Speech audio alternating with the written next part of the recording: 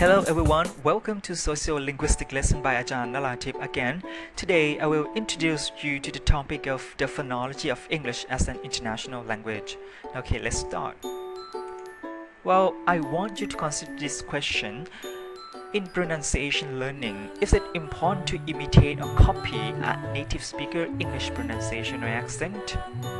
Do we need to speak like a native speaker? In the previous video, remember, we did talk about the role of hemispheric lateralization and second language acquisition, right? And this time, I want you to consider this issue, this question. Is it important to imitate a native like English pronunciation or accent? And here is another question. What are the distinctions among native-like pronunciation, correct pronunciation, and intelligible pronunciation? Are they the same or different in some way? Can we produce intelligible English while retaining our mother tongue characteristics or accent? These questions will be answered and looked at in this video. In this video, we are talking about English as an international language phonology. And what is it like? The English as an international language or EIL pronunciation approach takes into account aspects of mutual intelligibility rather than the so-called accent reduction or native speaker conformity. Actually, EIL pronunciation approach arose from Professor Jennifer Jenkins' seminal work on international intelligibility of speakers of different linguistic backgrounds. It is the first book that challenges the century-held theories in phonetics and phonology. How? Jenkins claims that the old paradigm of native speaker-based pronunciation instruction is outdated because first, some phonological features of native-like English pronunciation are irrelevant for international intelligibility, for example, schwa sound. Second, as English is used as an international language, pronunciation instruction should be informed by how international speakers use the language, not how native speakers use the language. And thirdly, the majority of English speakers are now non-native speakers, so we need a new set of pronunciation syllabus that takes into account international intelligibility. We are talking about the lingua franca call introduced by Jennifer Jenkins, and we will explore the lingua franca call in English pronunciation in detail in this video. That's why Jenkins has developed a new set of pronunciation instruction guideline that's claimed to be suitable for non-native speakers who wish to make their speech intelligible to other non-native speakers. So, what is the lingua franca core in English pronunciation?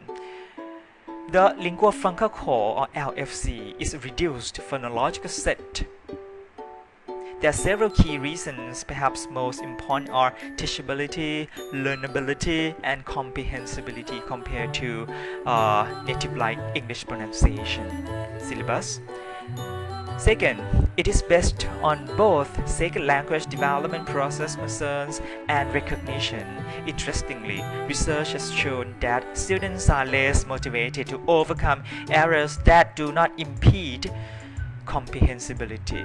Therefore, LFC or lingua franca core for pronunciation instruction encompasses features necessary for mutual intelligibility in a wide range of international interactions. So, some native-like English features that do not jeopardize or impede international intelligibility fall outside the core. I'm trying to say that the English as an international language or EIL pronunciation approach takes into consideration aspects of mutual intelligibility of people from different linguistic backgrounds, or what we call comfortable intelligibility, rather than the so-called accent reduction or native speaker conformity like in the old paradigm of language learning.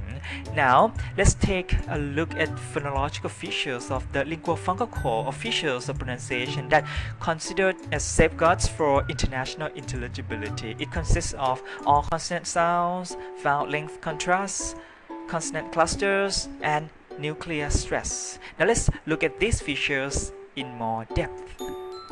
Consonant sounds. Most consonant sounds are very important for international intelligibility. For example, non-native learners should know the distinction between the labial dental fricative V and labial velar approximant W. these two sounds cannot be used interchangeably. There's a great distinction in the manner of articulation. Now let's practice these minimal pairs together. Verse, verse, vel, well, vet, wet. See, these sounds are pronounced differently. Next, the ability in pronouncing consonant clusters is necessary. For example, the word twist has two initial consonant clusters, ta, wa, twist. The word spring has three initial clusters, which are sapara, spring. And the last word has three final clusters. This word is pronounced as text, ta, sa, ta. Every cluster, every consonant is very important and cannot be mispronounced, cannot be omitted. Now let's move on to vowel length contrast. Learners should be able to distinguish between long and short vowel, for example, e and I, like in the following words: seat and sit, peak and pick, leave and live. So, failing to distinguish between long and short vowels might lead to mutual unintelligibility. And the last one for the lingual core is nuclear stress. Now let's consider these two sentences. What's nuclear stress? Nuclear stress is the way you put special emphasis on a certain word to signify special meaning. Let's consider these sentences. The first sentence, I came by taxi, is considered a neutral or general statement, right? However, if you say I came by taxi, you put stress on the word came in order to center your hearer around this word. Your hearer can now understand that, can now perceive that you came by taxi, but you walked home, for example. Moving away from the lingua franca core, here are non-core features or features that do not impede international intelligibility. The first feature is consonant sounds. For example, voiceless and voiced dental fricatives. In some Englishes, people can use these two sounds interchangeably, and it does not impede international intelligibility. Weak forms. What's weak forms? Weak forms are syllable sounds that become unstressed in connected speech and are often then pronounced as a schwa. This does not lead to mutual unintelligibility. For example, when you say the word about and about, okay, when some people say about using full vowel a rather than a schwa a, when you say about, it is also intelligible internationally. Okay.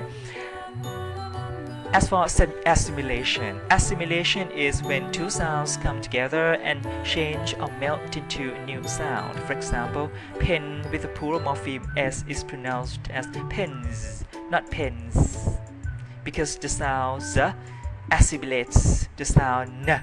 N is considered a voice sound. Voice sound means you pronounce the sound with the vibration of the vocal folds. So S becomes similar or identical to a neighboring sound. Here, S becomes voiced S, as in bass, right? Elation.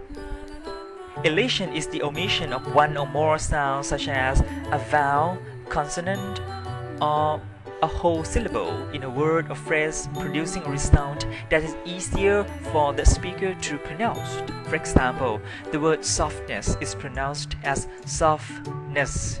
T, you can see that T in soft is mispronounced or omitted. Okay, and as for pitch movement is the way the quality of the voice changes as a speaker communicates. English is an example of an international language which uses pitch change across words, phrases to communicate meaning, especially attitude. And other non-core features are the placement of word stress and stress time rhythm. These features are said to be spoken with mother tongue influence, so non-native speakers can feel free to speak these features with mother tongue influence or interference, since they do not jeopardize international intelligibility. And thank you for watching. I hope you get a grasp of what is meant by YL phonology. If you are interested in the topic or have further questions, here is my email address to contact me. I hope you enjoy learning sociolinguistics. Thank you.